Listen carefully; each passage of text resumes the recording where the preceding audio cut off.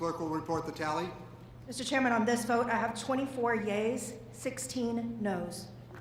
There being 24 ayes and 16 noes, the motion to submit the committee report to the House is agreed to, and the documents are ordered reported to the House.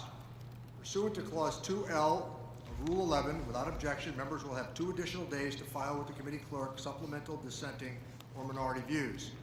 Without objection, the staff is authorized to make technical corrections to the report and to redact sensitive, personal, identifiable information such as social security numbers, street addresses, personal identification numbers, and banking information. The purpose of the Ways and Means Committee business having been accomplished, the committee stands. Mr. Chairman, on that last note, if I may, so 2 questions, parliamentary inquiry. One, can you explain what this committee did related to the concerns that the private tax returns right now include personal identifiable information that would be troubling and a dangerous precedent, and our concern is that the committee is not voting on the full documents that will be released to the public. We think that's a significant mistake. I think that we can assure all that every deliberative effort will be made to make sure that in these instances, all of the questions that you raised will be accommodated.